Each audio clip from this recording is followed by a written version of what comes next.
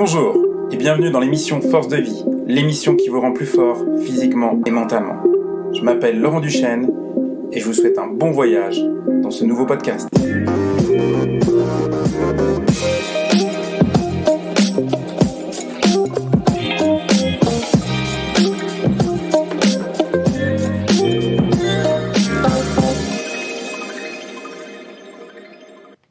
Bonjour à tous et bienvenue dans l'émission Force de vie. Aujourd'hui, un épisode entièrement dédié à l'exposition au froid, un sujet qui intéresse de plus en plus, et peut-être grâce à une personne qui s'appelle Wim Hof, un Hollandais qui a remis cette technique au goût du jour, qui a écrit plusieurs livres à ce sujet et qui a également été à l'origine de quelques records dans l'exposition au froid. Alors, ça n'existe pas d'hier. Wim Hof, et tout à son honneur, a eu l'occasion de remettre cette technique au devant de la scène et de la faire connaître dans le monde entier. Mais néanmoins, quand on fait quelques recherches, on se rend compte que ça existe depuis très longtemps, et même en France, grâce d'ailleurs à un officier de marine qui s'appelait Georges Hébert, qui a écrit d'ailleurs pas mal de livres sur la préparation physique, puisque à l'époque, il était la personne en charge de la préparation physique, si on peut appeler ça comme ça, si à l'époque ça s'appelait comme ça, des officiers de marine et de tous les marins.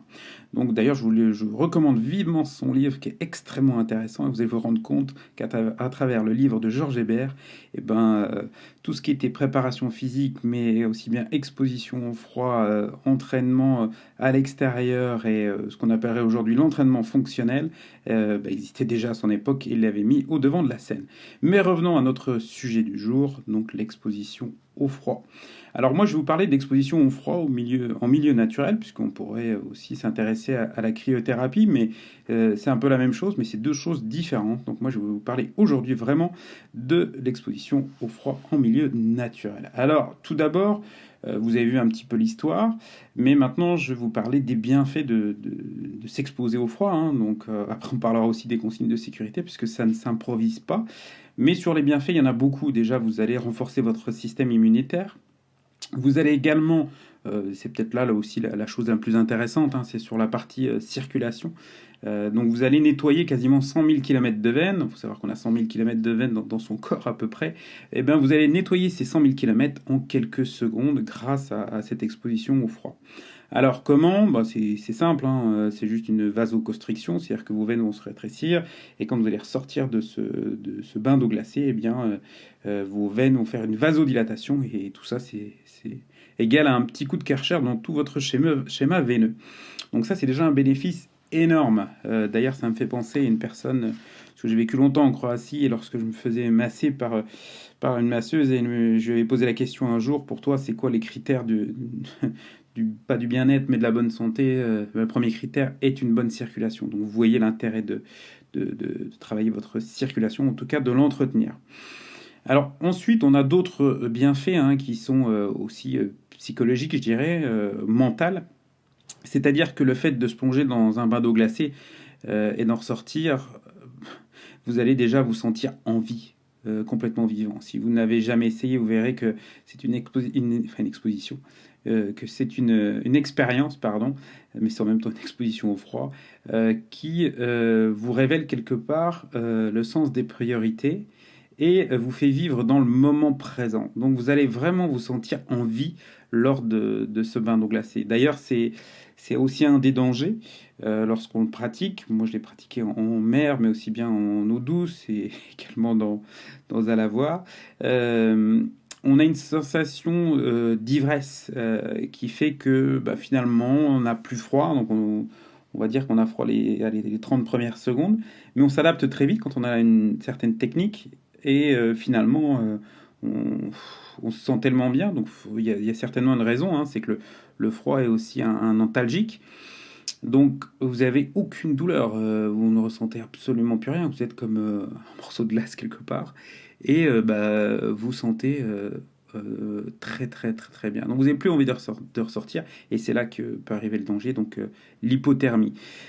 Donc ça, à faire attention. D'ailleurs, on dit que une des consignes, hein, c'est une eau à 5 degrés, c'est pas plus de 5 minutes, une eau à 3 degrés, pas plus, une eau à 7 degrés, ça peut être 7 minutes, etc. etc. Alors par contre, je voudrais quand même vous faire part d'une anecdote, puisque j'ai l'occasion de faire ça en eau douce et en eau de mer.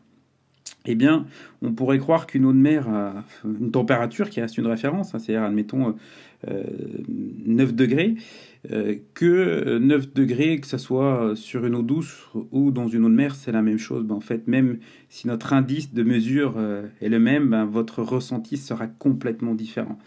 Pourquoi? Alors, je vais vous expliquer l'anecdote, hein.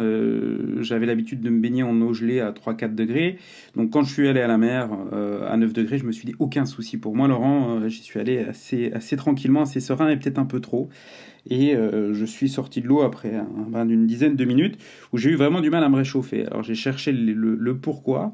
Et en fait, il y a une raison, c'est que le mouvement de l'eau de mer vous enlève des calories, chose que vous n'avez pas dans un lac traditionnel de montagne. Et puis un autre facteur, c'est la salinité, le sel de l'eau de mer, qui fait que ceci également alourdit la masse de l'eau et donc vous enlève des calories. Donc faites attention si vous faites ce type de bain, que ce soit en eau douce ou en eau de mer, c'est pas tout à fait la même chose. Après, sur les consignes de sécurité, donc forcément, c'est des choses qui ne s'improvisent pas. Euh, Moi, j'ai eu la chance de faire ça en fonction que la température descendait, donc ça permet de s'acclimater à ce froid. Mais en même temps, il y a une préparation mentale, c'est-à-dire que on va vraiment se projeter dans ce bain. On va le visualiser, on va déjà savoir pourquoi on fait ça. Et moi, je savais que j'en connaissais les bienfaits, donc ça me permet de visualiser la raison pour laquelle je fais ça. Donc je pense qu'il faut surtout pas le faire dans la précipitation, dans le défi, c'est pas du tout le but et ça ne marcherait pas. En tout cas sur les bénéfices psychologiques.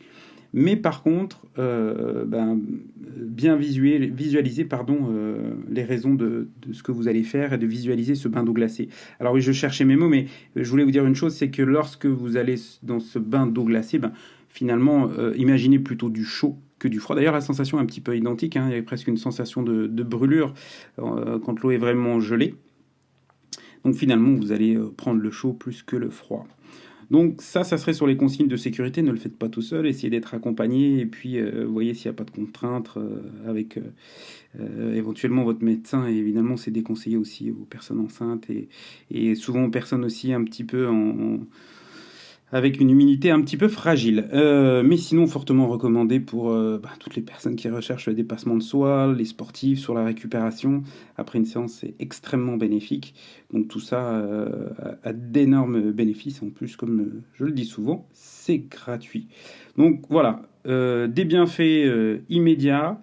On pourrait parler aussi de la crise brune, mais ce ne sera pas le sujet du jour, que va activer ce bain d'eau glacée.